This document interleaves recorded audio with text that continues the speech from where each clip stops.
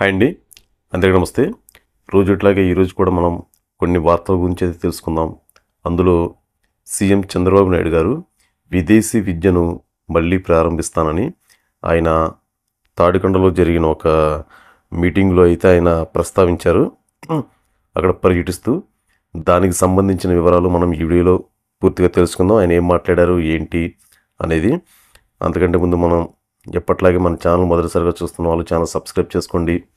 Video నచ్చితే like చేయండి, share చేయండి, కామెంట్ చేయండి. ఇంకా మన వీడియోలోకి వెళ్తే అంబేద్కర్ విదేశీ విద్య దీవెను మళ్ళీ ప్రారంభిస్తామని ఏపీ సీఎం చంద్రబాబు నాయుడు గారు చెప్పుకొచ్చారు. గుంటూరు జిల్లా తాడికొండ మండలం పొన్నెకల్లో ఆయన పర్యటించారు. అంబేద్కర్ జయంతి సందర్భంగా వేడుకల్లో పాల్గొని ఆయన విగ్రహానికి పూలమాలలు వేసి నివాళులు అర్పించారు. తాడికొండ మండలం పొన్నెకల్లో పర్యటించిన ఆయన అక్కడ ప్రస్తావిస్తూ ఆయన అయితే ఇలాగ చెప్పుకొచ్చారు.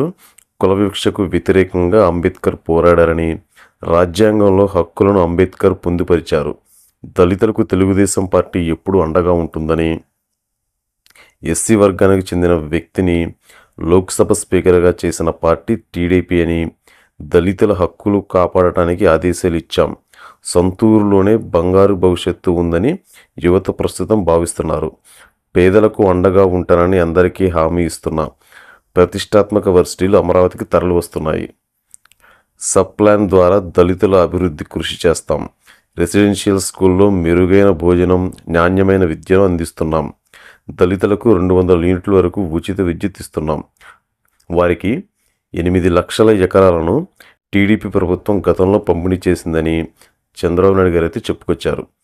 అంతకుముందు గ్రామంలో అభివృద్ధి పనులకు సీఎం శంకుస్థాపన చేశారు. అంబేద్కర్ చిత్రపటాల ప్రదర్శనను తిలకించారు. అనంతరం P4 కార్యక్రమాల లబ్ధిదారులతో చంద్రబాబు సమావేశమయ్యారు. మార్గదర్శులు, బంగారు కుటుంబం లబ్ధిదారులతో ముఖాముఖి నిర్వహించారు. స్వయం సహాయక సంఘాల మహిళలతో సీఎం మాట్లాడి కష్టసుఖాలను తెలుసుకున్నారు. విదేశీ విద్యా దీవెన కోసం గతంలో 467 కోట్ల రూపాయలు ఖర్చు చేశారు. కానీ వైకాపా హయాంలో కేవలం 437 మందికే అవకాశం కల్పించారు. ఎస్సీ ఆదాయం పెంచే దిశగా ప్రత్యేక కార్యక్రమాలు చేస్తున్నాం. సమాజంలో ఉన్నత స్థాయికి ఎదిగిన వారు పేదలను ఆదుకోవాలి. విజన్ 2047 ద్వారా స్వర్ణాంధ్రప్రదేశ్ సాధన కోసం కృషి చేస్తున్నాం. ప్రపంచంలో చాలామంది తెలుగువారు ఉన్నారు. ప్రవాసాంధ్రులు రాష్ట్ర అభివృద్ధికి సహకరించాలి. మార్గదర్శి బంగారు కుటుంబంలో అందరూ భాగస్వాములు కావాలి. ప్రభుత్వ ప్రైవేటు భాగస్వామ్యంలో పేదరిక నిర్మూలన కోసం P4 తీసుకువచ్చాం. ప్రైవేటు భాగస్వామ్యంతో పేదల జీవితాలు మార్చడం కోసం పనిచేస్తున్నాం. పొన్నికల్లో ఇంకా 300 మందికి మరుగుదొడ్లు లేవు. 6 నెలల్లో నిర్మిస్తాం.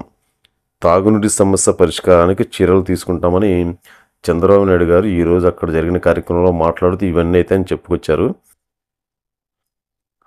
ఎప్పుడు చూడని భయంకర రాజకీయాన్ని 2019-2024 మధ్య చూశానని చంద్రబాబు నాయుడు గారు ఈ కార్యక్రమంలో చెప్పుకొచ్చారు. చివరకు తాను కూడా బయటకు రాలేని పరిస్థితి కల్పించారని ధ్వజమెత్తారు. జగన్ హెలికాప్టర్లో వస్తుంటే కిందనున్న చెట్లను నరికివేశారని గుర్తు చేశారు. ప్రజలు అభిమానంతో టీడీపీ తరపున 94% అభ్యర్థులను గెలిపించారని, చరిత్రలో ఎన్నడూ లేని విధంగా సంక్షేమాన్ని అందిస్తున్న ప్రభుత్వం తమదని చంద్రబాబు నాయుడు గారు అయితే చెప్పుకొచ్చారు. చంద్రబాబు నాయుడు గారు ఇలా అక్కడ జరిగిన మీటింగ్లో ఈరోజు అక్కడ మాట్లాడి ఈ విధంగా అయితే ఆయన చెప్పుకొచ్చారు. ఎవరో అంటే గతంలో ఆయన చేసిన పనులు కానీ ఇట్లా వారి కోసం ఎంత ఖర్చు పెట్టాం, ఎలా చేసాం, ఏంటి గత ప్రభుత్వంలో ఎలా జరిగింది, ఇంకా ఏం చేయబోతున్నాం అనే విషయంపైన అయితే చంద్రబాబు నాయుడు గారు చెప్పుకొచ్చారు. చంద్రబాబు నాయుడు గారు ఈ మధ్య కూడా ఆయన కొన్ని చోట్ల పర్యటిస్తూ కొంతమందిని వాళ్ళ కష్ట సుఖాలు తెలుసుకొని వాళ్ళకి అన్ని రకాలుగా అయితే ఆదుకున్నారు. ఎందుకంటే ఈ మధ్య జరిగిన కొన్ని సంఘటనలు కూడా అవి ఉదాహరణలు అయితే అనుకోవచ్చు మనం. ఇదండి ఈరోజు. రేపు మనం తిరిగి కలుసుకుందాం. అంతవరకు మన PSS తెలుగు న్యూస్ ఛానల్ని ఫాలో అవుతూ ఉండండి. రేపు మరొక వీడియోతో తిరిగి మనం కలుసుకుందాం. అంతవరకు సెలవు. Thank you.